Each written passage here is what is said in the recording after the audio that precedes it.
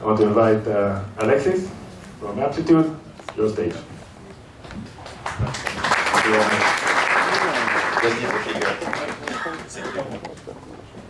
How are we doing? So I'm very happy to be here. I'm Alexis. I look after the region from Paris. So we are just starting to invest in Israel, and we have few customers. But the objective is really to grow the community of customers here in Israel. And just wanted to give you how they started this morning. So I was with Thibault, and we went to Jerusalem because for us it was the first time in Tel Aviv and in Israel. So we thought it was a great start of the day. So we are very happy to be here. I'm just going to give you a few slides about our vision of the world. You know, how the world is changing around the product, and what Amplitude is trying to support. Amplitude is an American company. We are based in San Francisco, and our objective is really to help companies understanding what we call the user behavior.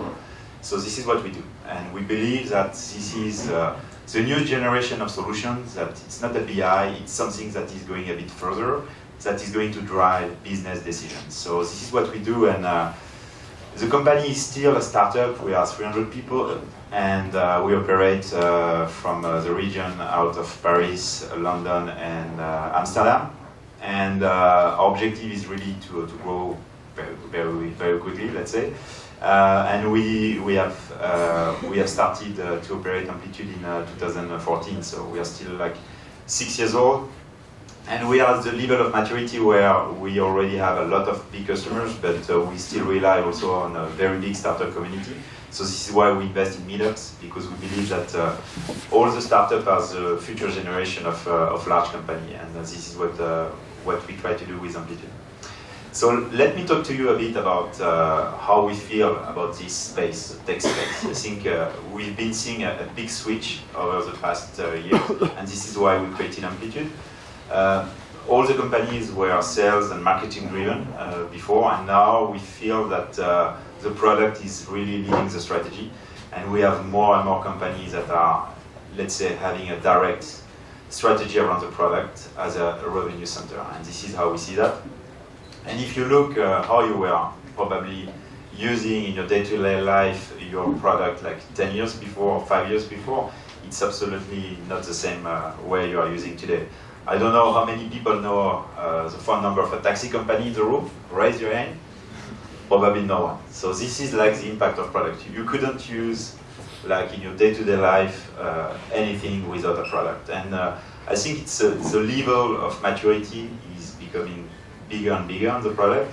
And our objective is really to help companies building the right product for the right audience. And this is what we do at Amplitude.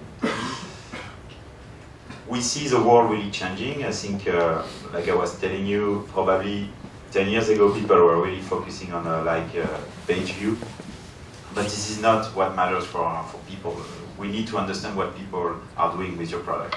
And we are really into the product intelligence, because you need really to understand how you use your Netflix. And Netflix is super advanced because they want to give you the right content at the right time. And they don't want to give you the wrong content at the wrong time. So they need to understand how you are using the product. Secondly, I think I've already discussed this with you like in the previous slide, is that the product is now becoming a revenue center. More and more companies are investing in the product because they expect to get revenue from the product. So we have like startups, it's 100% digital revenue driven, but we have more and more companies also who are switching from a manufacturing business into a product business. For example, we work with Philips, and Philips, you probably know that it's very common for building lamps, bulbs, or automotive, but they don't have a very good product in order to attract more customers actually using their intelligent lamps and lighting systems. So this is one way where the company are shifting from a traditional business into a digital business.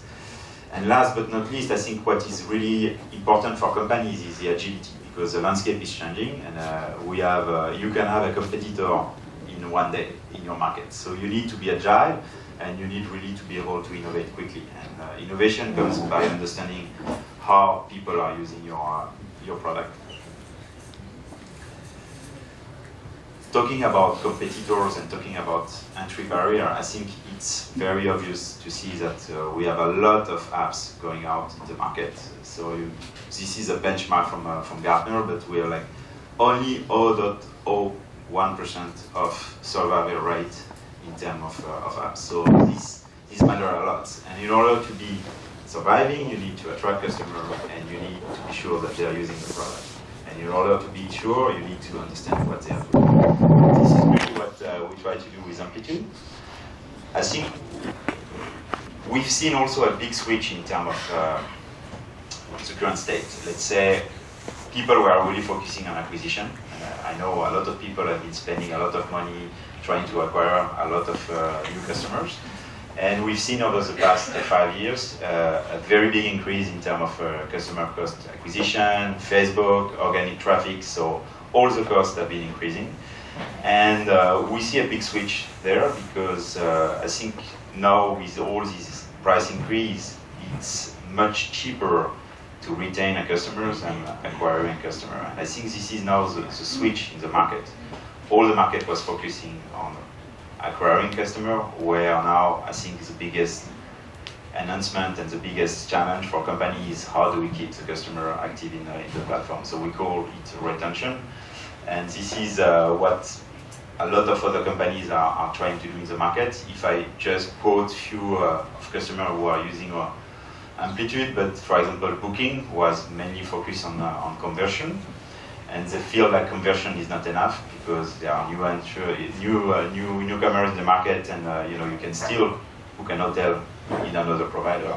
But what matters is that the customer is coming back because they have additional services and they can have another relationship than just booking an hotel. And they've tried to switch really the focus from the conversion into the long-term value with their customer by providing additional experience, additional services. So this is one example. The other example is Adidas, for example.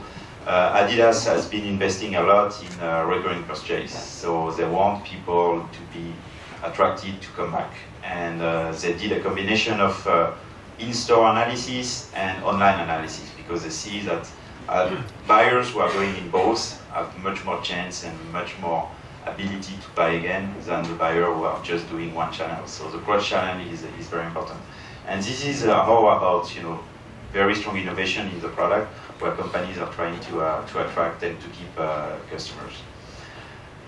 Amplitude is used by any kind of customer. We don't see a big trend in one vertical. I think everyone has the same challenge. The future is digital, and I think this is why you are all here. I think you believe in the future of digital, but we've been helping companies starting from 2 employees to now companies like PayPal.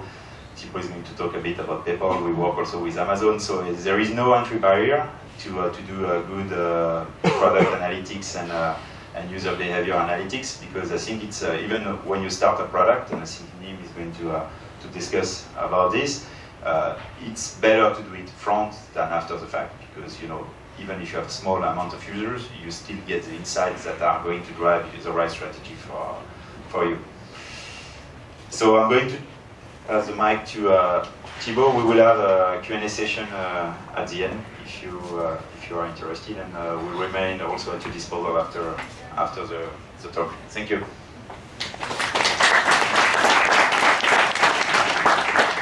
Hello everyone, Thibault from Amplitude as well. When Alexis asked me, do you want to present the growth workshop in Tel Aviv, I was thinking about a good friend of mine during university who is from Tel Aviv, and he's always saying in Israel, everyone is data driven. Everyone speaks data the whole time. And I was thinking myself, I'm going to talk about data in a data driven country. Should I really do this? No, I'm really, really happy to be here. I'm going to talk about retention. We've seen a really, really big shift from conversion acquisition to retention. Why is retention important? Because your margins on a second, third, fourth purchase are much higher than on the first one. Right? So we've seen loads of companies switching to retention. We work a lot with Le Monde, it's a French newspaper in France. They were all on ads. The whole team was basically going and pushing for ads. They were like, let's push more ads, let's push more ads, let's push more ads. And at some point, they were like, why shouldn't we push for subscriptions? Right? We'll make more money out of subscriptions. CEO was like, no, I don't like subscriptions that much. Let's push some ads. And eventually they did. They did change. Still very top-down decision of like, we should push the subscriptions very high up because we still make a lot of money on ads. But eventually they're making much more money now on subscriptions. So people are really transitioning towards retention. Just before I go into the presentation, quick raise of hands. Who here works in product? Almost everyone. Design, UX, UI, 1, 2, marketing. Someone marketing? A couple of people marketing. Cool. I've seen really cool teams switching from traditional marketing teams from only acquisition to acquisition and retention. So people responsible for acquisition and retention, meaning they have metrics that are both acquisition and retention, right? We work with some teams where for the past 10 years, marketing teams have been like, hey, we've done so much acquisition, but basically no one was really converting, or nobody was really coming back the second week. I think that's a big challenge between working together between product and marketing, and that's why I think data is really important to use in your day-to-day. Have anyone seen a slide like this, that you have 200,000 new downloads, but basically it's a leaking bucket. People are leaving every day, and out of those 200,000 users, after 2 weeks we only have 4,000 left. Anyone been there before? Yes? Well, we see it all the time. So basically, we want to help or understand you, what does retention mean? What's the importance of retention, and what group of users are retained? This is very, very crucial because we think a successful application platform, no matter what digital product, has a good retention. Retention is almost an indicator of value.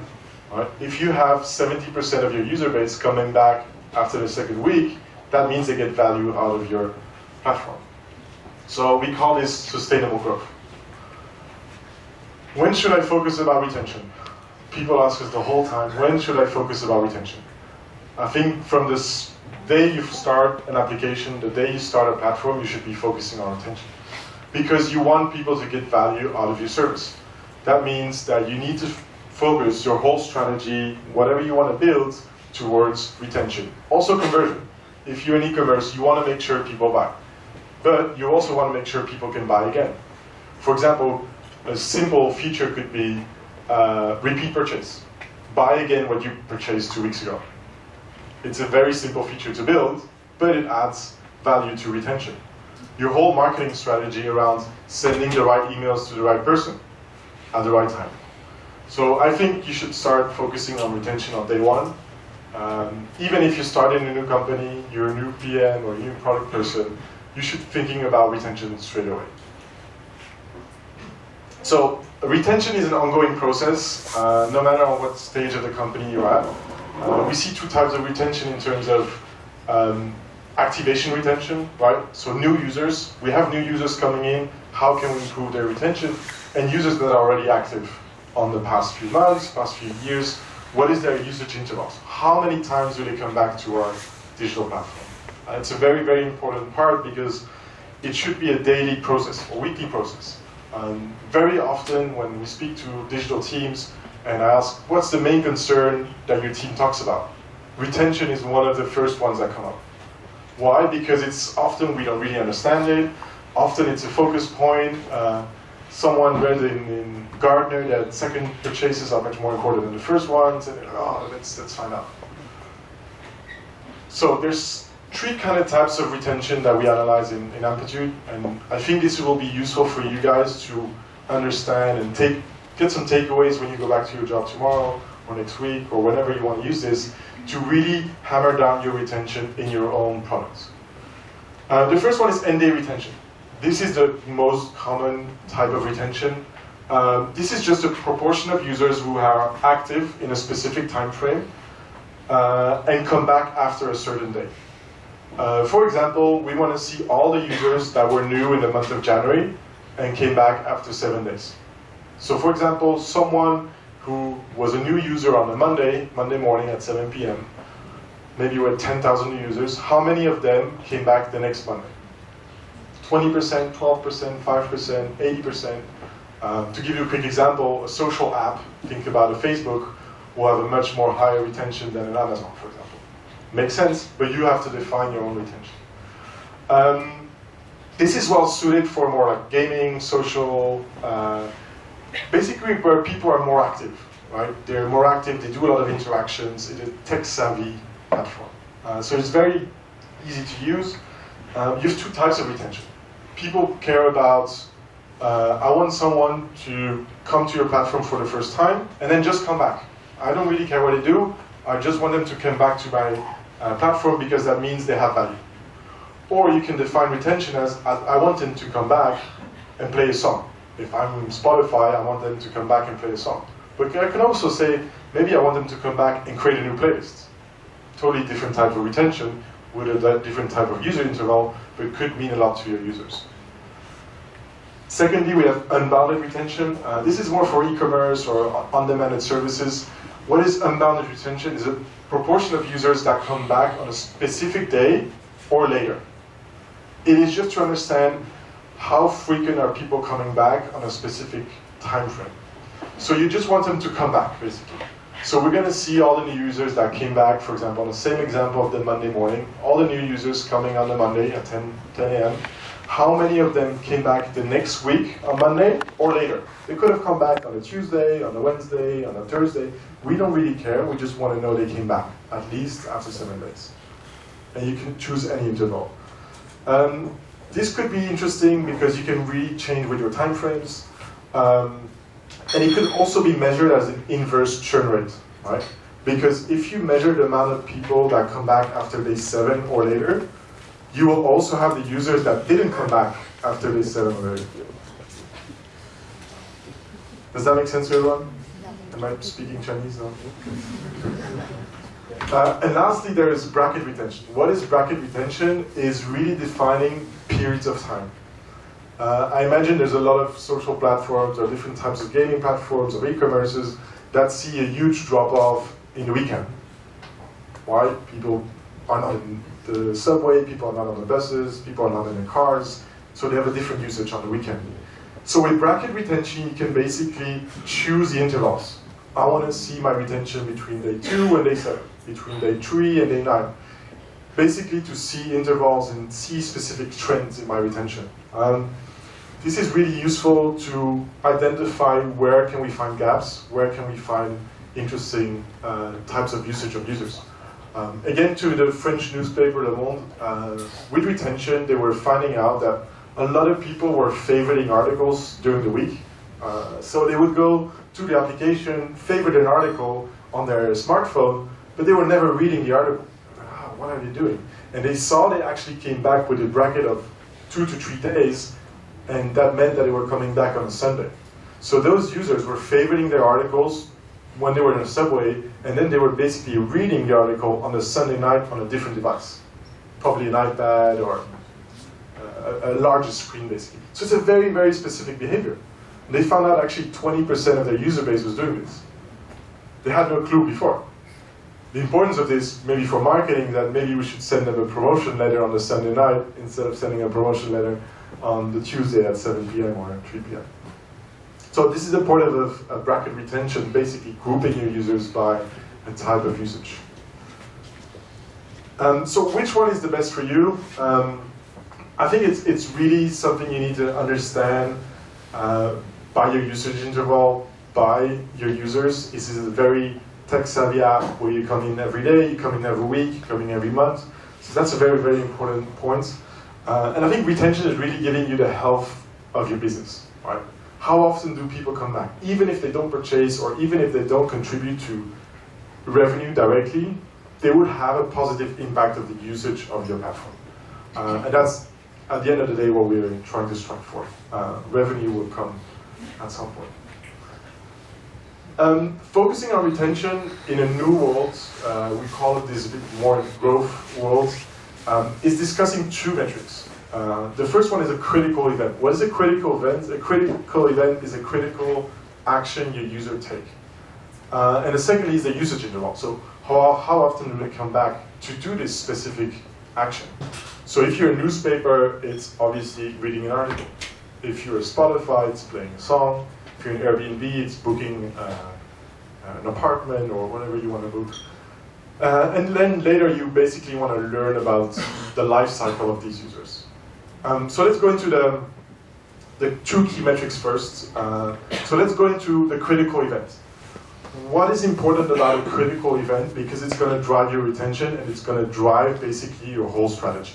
For example, if we're a mindfulness app, the purpose is self-guided meditation, right? We want to make sure people go and meditate. So the critical event for me is completing a meditation session. It is not starting a meditation session. For me, it's completing it, because that means my customer has value, right? If we're a lifestyle or any kind of fitness app or something, it could be booking a fitness class and eventually booking a class. Why does this matter, this critical event? Because it's going to show you how often people come back to book a fitness class. Maybe people are going to look at their dashboard, maybe they can put in their weights, maybe they can put in their daily challenges or something else. But at least with this critical event, you can look at how often do they book classes, and that's probably where we make revenue. So there is a way to measure retention on how often do they come on my app, but also how often do they book classes, and have this in one single view. And if you're a mobile gaming publisher, probably completing a game is a good indicator. Why? Because maybe if you add more levels, it's going to be more challenging, and you want to buy more coins, or you want to do something more. Does this make sense, that the critical event, like defining a crucial path in their platform? Any mobile gaming people here? One? Is completing a game one of the critical events, or?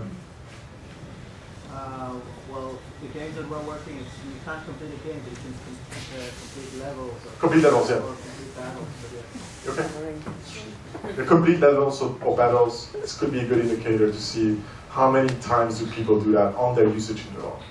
Actually, that sometimes raises concern of the bots, because the bots today are very advanced.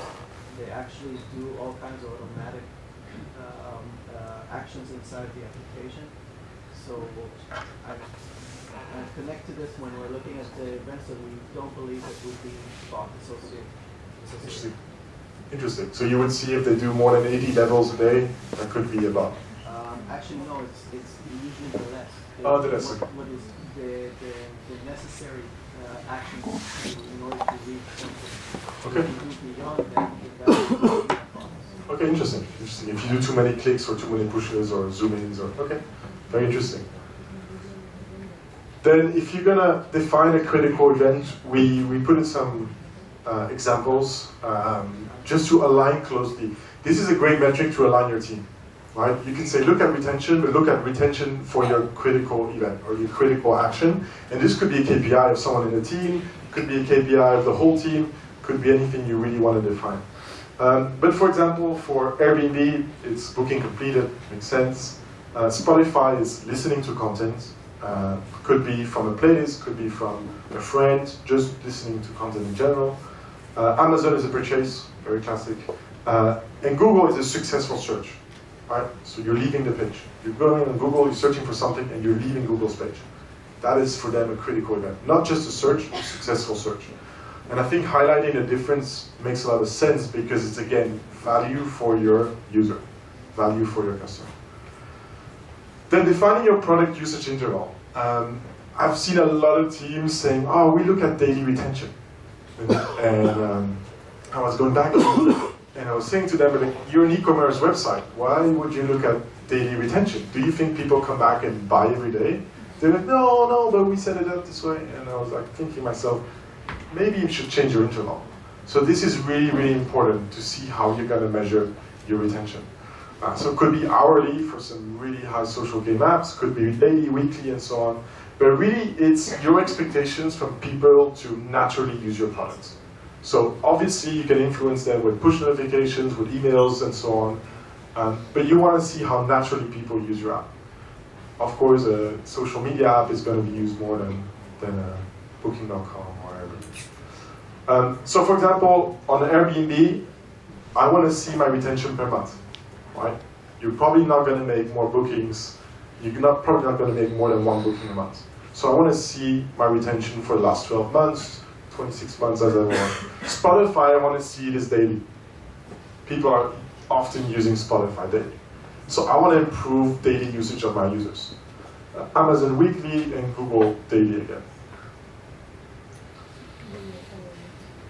Then we go into the retention lifecycle. So once you understand your critical events, once you understand your usage interval, so we want people to purchase once a month and do this on a regular basis every day. How can we improve this? Basically, we define this in 4 types of users. We have new users. New users are users we've never seen before. So these are users that have never been to our platform. They are totally new. Could be paid users, could be organic users, could be anything we want. Once that user is new, that user has 2 options. Either becoming a current user, so could be a purchaser, could be someone who subscribed, someone who clicked on your ads, became a current user, and he at least did 1 interval next. So if your usage interval is daily, a new user is someone that is new on day 0 and came back on day 1, or day +1. So someone who's new on Monday came back on Tuesday. If a new user churned, that's someone who came on Monday and never came back. So was new and churned right away. So someone we lost. And then we have different types of where we can go. Within our current users, we can define our power users. So for example, if we take a Spotify example where we think people are coming back every day, there's probably users in Spotify of people coming back every hour or multiple hours a day. We could call this maybe our power users. Or we want to go even further and we want to say, we want to see users that actually create playlists and share them with others. Even more value, right? Because you're influencing more people. We can call them our power users. And once we have current users and power users, they can churn as well. They can go away as well. So this is all measured in retention. And the beautiful thing about a platform like Amplitude or others is that you can create different types of cohorts, or different types of segments of users, and really put them into brackets together and look at their retention. And what is really interesting, and I think something we don't focus a lot about, is resurrected users. Users that went away, that were power users maybe of one day, that were current users, went away and came back at a specific time. Maybe they went away for 6 months, they went away for 3 months, they went away for 2 days, depending on a usage interval. But this is a very, very important type of users we want to analyze. We want to know what is a trigger that make them come back to our platform. Hopefully it's a wonderful marketing team that send them the best push notification ever, or the best email campaign we can have, but it could be other things, right? So this is things we want to analyze and things we want to understand in order to prove or improve our product strategy. Everyone still with me? Yes. Very good. Really good. So too many products try to artificially increase their active user counts through simply acquiring loads of users. We've seen it across multiple industries. So if you look at this graph, everything looks great, right? We're going up, staying steady, everything is good and nice. But there's other ways to see a graph like this, and it's more like this. Does it look great? Not at all. So what we do here is we add our churned users. Even though our green, so that are new users and current users, so people active in the time frame we want to identify, are it's going up, we're also losing as much amount of users. Right? So it's a very different approach, a very different way to look at your user base and to look at your retention. So basically you want to understand, so what we see here is our usage intervals. We did it per week. So we see September 5th to September 11th, the new users we have. And then basically the week after we see 4 of those users churn. And as we're acquiring more new users, we're churning much more users. So basically we're acquiring a lot of users, but they're churning the week after. So that leads us to analyze what is happening with those users. So it's a very different way to look at your daily active users or monthly active users, weekly active users. It's really defining them per segment of users. Do we lose them? Did we lose them? Did they come back? We see a very small amount of people in the blue that are resurrected, so they went away and came back. Maybe we want to analyze why they came back. And then new user retention really quickly. It's how can we take this to action, really understanding what are the behaviors, what are the demographics of new users, where are they coming from, what are they doing, and how can we activate them. So trying to experiment in your products, trying to make some new features that might activate them. Maybe they have a specific usage that we didn't know or didn't really understand. So again, how are new users getting value out of our products? Maybe the most interesting, how can we apply this? I'm going to give a couple examples of current customers. Really quickly, we think to build for this retention model and this whole growth model, it is really iterating and testing and going further by generating hypotheses. So understanding who are new users, why are they new users, and where did they come from, what was their behavior into our current users, and why did it churn after. Once we have that, we can experiment and learn.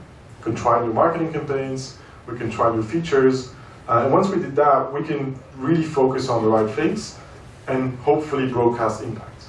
Right? So it's a constant loop of trying to understand. You're not going to improve your retention over a week, right? So it's going to be constant improvement, constant iteration on what you want to do. We work a lot with PayPal. They have Venmo, they have PayPal here, they have loads of applications. And they came to us and it's like, oh, we're trying to analyze, and we saw a big gap in the first-time user experience. Right? So people are new, they're coming to PayPal and they're totally new, and they don't really know where to go, so they're clicking everywhere, and we're analyzing what are they doing, why are they not coming back. And basically, when you came to their homepage, it was a bit messy. You had things everywhere, this is a couple of years ago. So they're trying to say, let's make some tiles, let's make some different tabs where you can go to when you're a first new user. So the user experience for new users was different than for current users. So they did that, they rolled it out, and they saw that the activation by email, which was a core metric for them, for the new user team, went up by 4x. Just by having more tiles and more like different types of where you can click in instead of like having a messy homepage for new users. And then they impacted that, so obviously they did a test on 5% of their users, then they rolled it out to everyone. And basically, what they thought, it would activate much more users, but it actually improved retention. Why? Because they had a good experience from their first click on. And again, this is the whole loop of generating hypotheses and broadcasting impact. Another example is, why do new users have poor conversion to send an invoice funnel? There was a whole team on like the B2B side looking at invoices because they saw how many more invoices there are, how more active they are. So they were discovering how can we add a friendly field or simplifying the invoice process for our new users. Again, breaking down new users and current users. And basically, they released a new invoice form with much more simplified fields, again, making it easier for the customer to make an invoice at the first time. And then again, they saw an increase in conversion and an invoice sent, which led to more revenue, but also more retention. So again, breaking down your users by new users, current users, resurrected users, and churned users by understanding their usage and really improving their value and then perceiving of the products. Quickly example, Rappi. Rappi is a food delivery platform in Latin America. What they're really good at is returning users. So the experience is really good for current users, not really new users, but for current users is really good. So basically the first question they had is, who are our best retaining users? Are they ordering McDonald's? Are they ordering Burger King? Are they ordering sushi? This is a very basic question. It used to take them 2 weeks to analyze. It's like, oh, we need to know this fast in order to improve it, right? So if you find out that the best retaining users are basically people that are ordering Burger King, why is Burger King the last choice, right? Simple thing we can maybe improve. What was the first time experience for our retained users? What did they do first? Was it adding a credit card, adding a friend? What did they do first? Really understanding what to do first to after improve the application or experience. What behaviors did our top retaining users exhibit? What differentiates a good user into a bad user, right? Maybe saving your credit card first is a good behavior because you already did it. You're not frustrated when you're at the end of a checkout.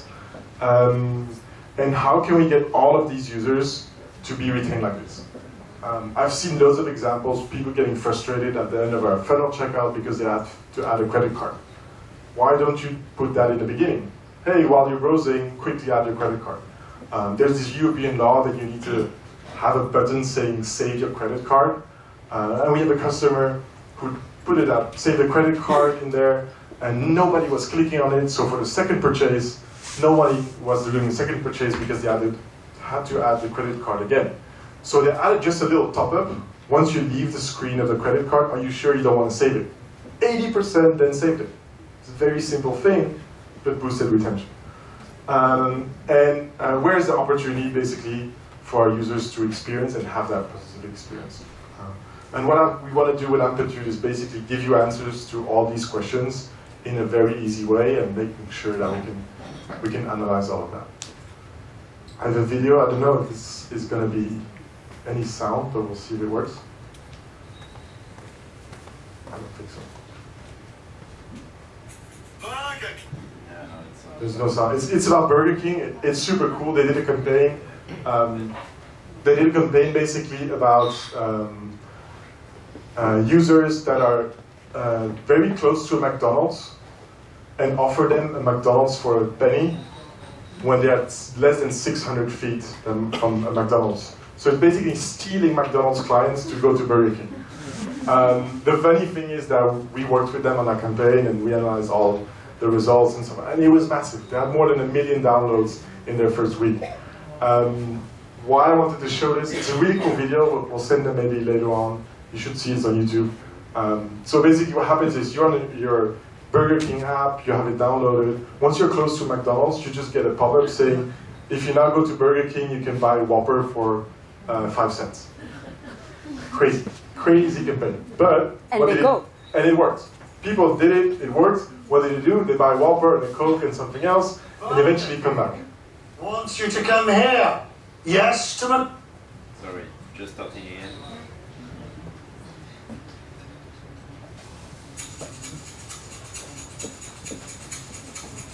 Burger King wants you to come here. Yes, to McDonald's. Burger King is trolling its fast food rival with a promotion available through the Burger King mobile app. Yeah, but there is a small catch. So I saw this Burger King commercial where you can get a Whopper for a penny. Only if you open the app while you're at McDonald's. That doesn't even make sense. You have to go to McDonald's for a Whopper? Whopper. Use Burger King's BK app, then be within 600 feet of a McDonald's restaurant. Burger King geofenced over 14,000 McDonald's restaurants in the U.S. Unbelievable. So I parked my news car about 100 feet from a McDonald's. I'm at McDonald's getting a coupon for Burger King. I almost feel like I'm stealing. You unlocked the Whopper detour. This is a really cool promo, guys. How fun is this?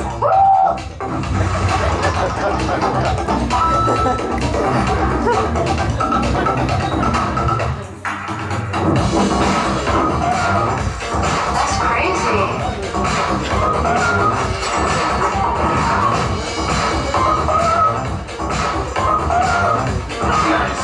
That's so horrible. That's wonderful.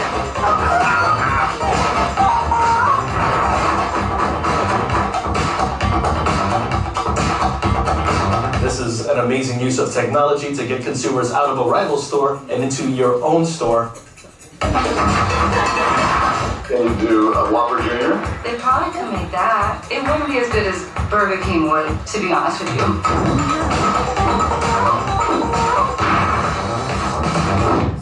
Okay, where's the Burger King? like 4 blocks to your left. The story about Burger King.